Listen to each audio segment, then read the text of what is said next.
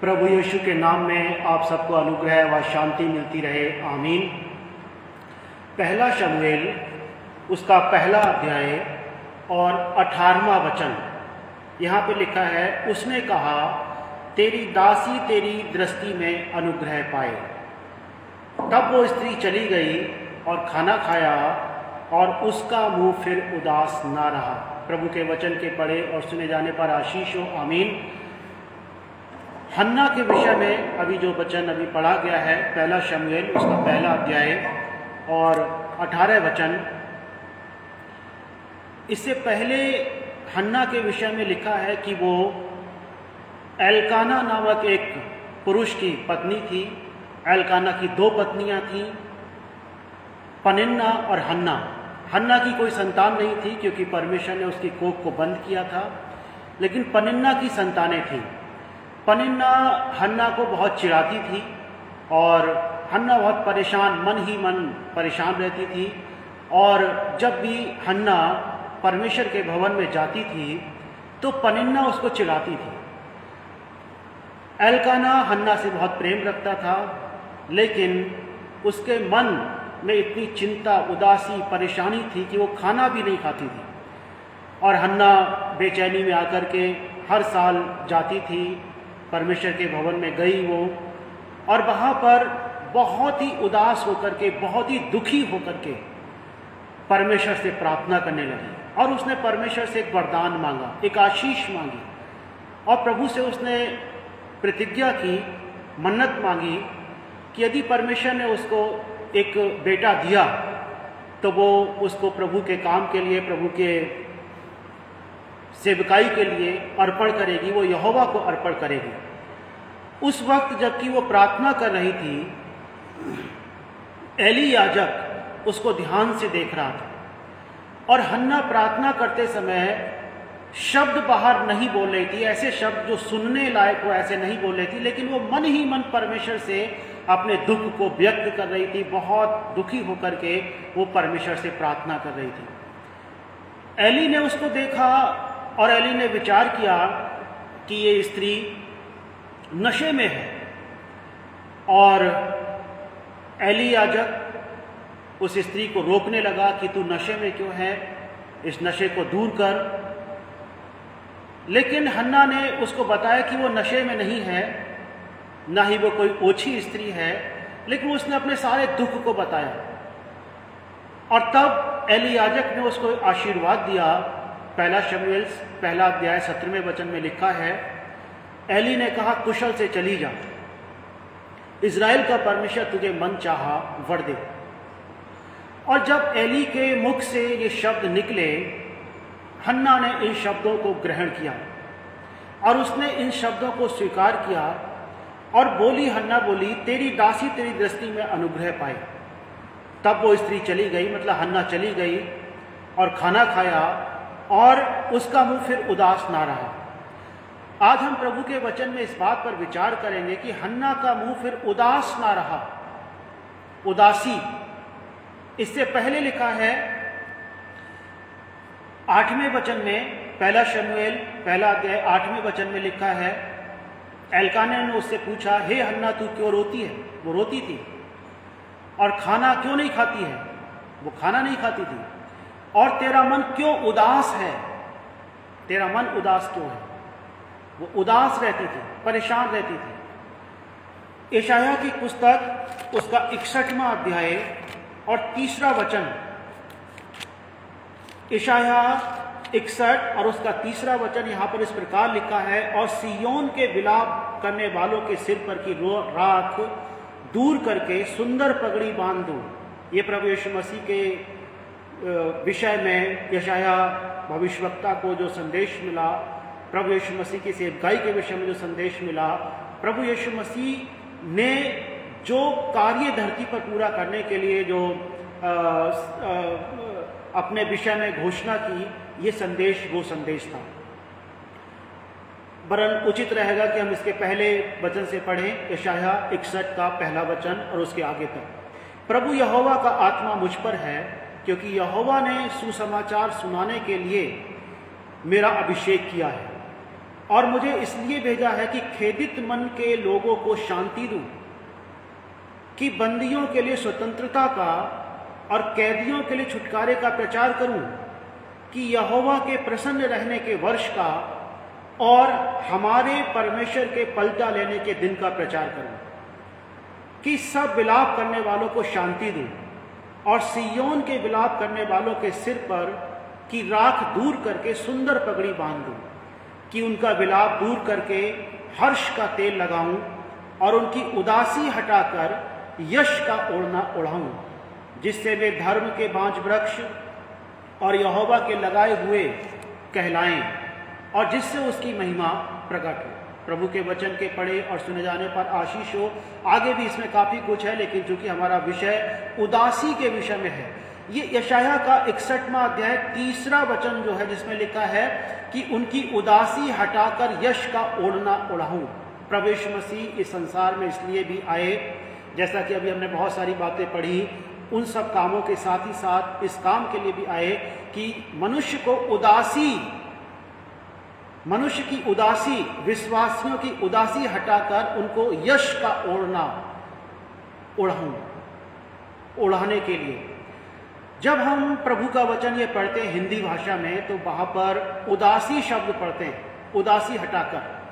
लेकिन जब अंग्रेजी की बाइबल में, विशेषकर शायद किंग जेम्स वर्जन में पढ़ते हैं इसको, तो वहां पर उदासी का आत्मा, एक विशेष प्रकार का दुष्ट आत्मा जो उदासी लेकर के आता है, जो इंसान को डिप्रेस करता है, उदास बनाता है। कैन के विषय में लिखा है, इसी दुष्टात्मा ने ही कैन को उदास किया था। बाइबल में ऐसे नहीं लिखा है कि उदासी दुष्टात्मा के कारण आई, लेकिन उदासी का कारण दुष्टात्मा है। कैन के विषय में लिखा है उत्पत्ति 4 अध्याय और 6वां वचन, तब यहोवा ने कैन से कहा, तू क्यों क्रोधित हुआ और तेरे मुंह पर उदासी क्यों छा गई है। उदासी, कैन के मुंह पर भी उदासी छा गई, क्योंकि जब परमेश्वर ने हाबिल को और हाबिल की भेंटों को ग्रहण किया, लेकिन परमेश्वर ने कैन को और कैन की भेंटों को ग्रहण नहीं किया, तब इसको देख करके कैन के मुंह पर उदासी छा गई। उदास, डिप्रेस रहना, हताश, निराश, जीवन से थक जाना, कोई आशा नहीं रहना, आशा विहीन जीवन, उदासी छा गई। कैन के मुंह पर भी उदासी छा गई। प्रभु यीशु मसीह इसलिए आए ताकि उदासी को, अर्थात उदासी जिस आत्मा के द्वारा, जिस दुष्ट आत्मा के द्वारा इंसान के जीवन में भेजी जाती है, उसको दूर करें। हन्ना के जीवन के बारे में बातें हैं। हन्ना पहले उदास रहती थी, लेकिन जब एली से वचन मिल गया, परमेश्वर का वचन उसको मिला एली के माध्यम से, और वचन में लिखा है 1 शमूएल 1 अध्याय 18वां वचन, उसने खाना खाया। पहले खाना नहीं खाती थी, उसने भोजन किया और फिर उसका मुंह उदास ना रहा, अर्थात उसने उदासी के आत्मा को अपने जीवन में स्थान नहीं दिया। परमेश्वर के प्रिय लोगों,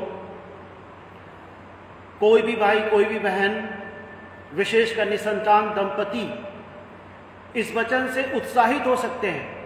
हो सकता है निसंतान दंपतियों का जीवन उदासी से भरा हो, समाज के बहुत सारे कड़वे शब्द उनको बहुत दुखी बनाते हों, उनके मन को तोड़ देते हों, उदास रहते हों।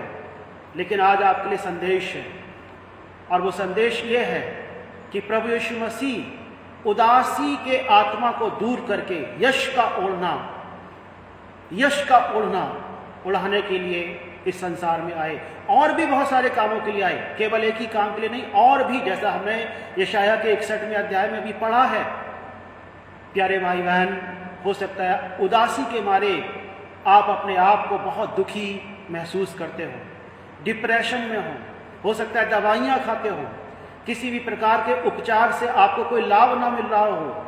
प्रभु यीशु मसीह का वचन है, आप उनके पास आए, क्योंकि प्रभु इसीलिए आए, इसलिए भी आए कि वो उदासी के आत्मा को अपने विश्वास करने वालों के जीवन से दूर करें और उनको यश का ओढ़ना उड़ाएं। चेले भी एक बार उदासी के मारे सो रहे थे, यीशु ने कहा प्रार्थना करो, लेकिन वो उदासी के मारे, भारी नींद के मारे वो सो रहे थे। परमेश्वर आज आपकी सहायता करे।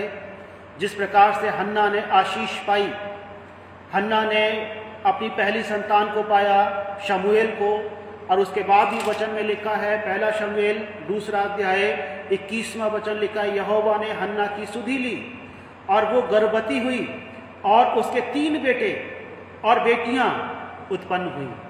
परमेश्वर का धन्यवाद हो। जो हन्ना दुखी थी, परेशान थी, प्रभु ने उसकी प्रार्थना को सुना। भले ही आज हो सकता है आपके दुखों को, मन की परेशानियों को कोई सुन ना पाए, जैसे हन्ना की और परेशानी को एली पहचान नहीं पा रहे थे, लेकिन परमेश्वर पहचानते हैं। परमेश्वर आपके दुख को जानते हैं, परमेश्वर आपकी पीड़ाओं को जानते हैं, आपके विरोध में बोले गए सारे कड़वे शब्दों को पहचानते हैं प्रभु, और वो आज आपसे चाहते हैं प्रार्थना करो। हन्ना ने प्रार्थना की, मन्नत मांगी, और परमेश्वर के सामने जो वचन आया परमेश्वर के द्वारा, उस वचन को ग्रहण किया और भोजन खाया, भोजन किया और बल पाया, और फिर कभी उदास ना रही। ये बहुत ध्यान देने की बात है। हन्ना का मुंह कभी उदास नहीं रहा। वचन मिलने के बाद, रेमा मिलने के बाद हन्ना का मुंह उदास नहीं रहा। क्यों? क्योंकि हन्ना जानती थी उदासी आशीषों को छीन सकती है। मनुष्य की उदासी उसको बहुत से दुखों में डाल सकती है।